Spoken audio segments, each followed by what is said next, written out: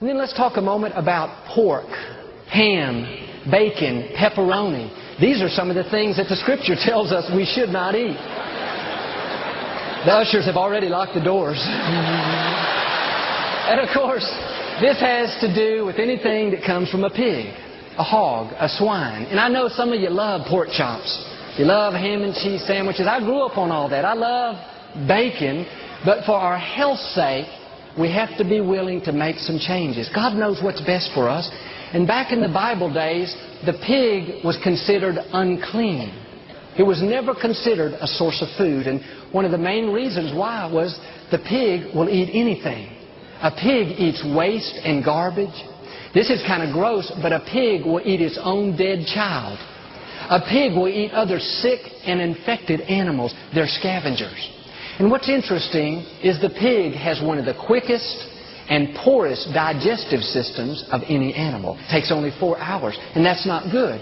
Because the digestive system is so quick and so poor, many times the toxins from the food are not properly eliminated, and they are stored in the pig's fat.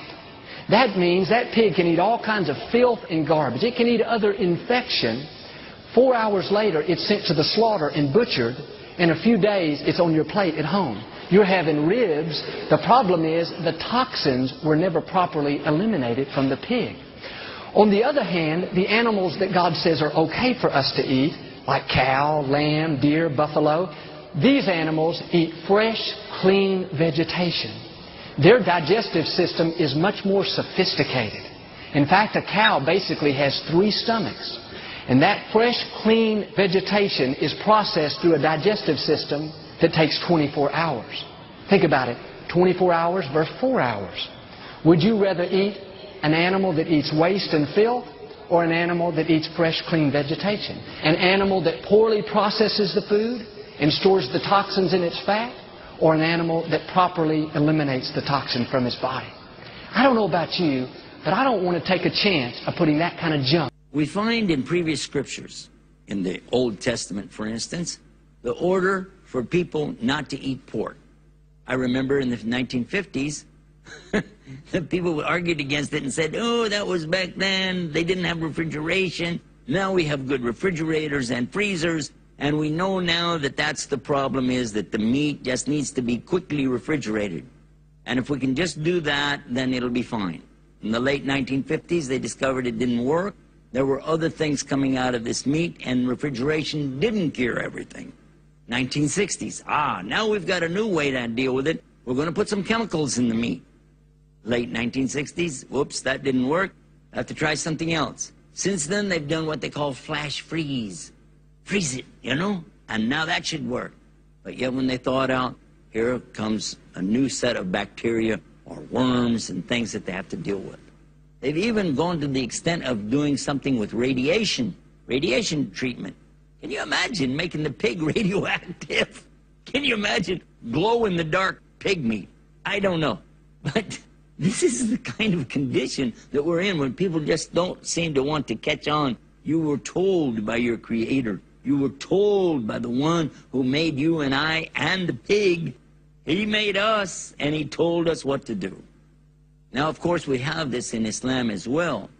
In the Quran, there's the clear order for the believers to stay away from the laham khanzir. Laham is flesh, khanzir means pig meat. And then somebody might say, well, okay, but that's just the flesh. We could eat the skin maybe, or we could maybe, eat the feet of him. They boil the pig's feet. Or maybe we could eat his ears, maybe because there's no flesh in the ear. And they start with all these arguments, and you think, are you crazy? What is the matter with you? Haven't you understood?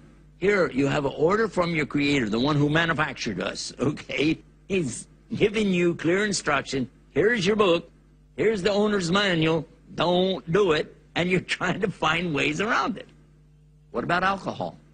Again, for centuries we've been told, don't consume alcohol. It says in the Quran, more or less the meaning of it is that there are benefits, okay, but there's damage. And the damage far outweighs any benefit you're ever going to get out of the alcohol. So leave it. Do not drink it.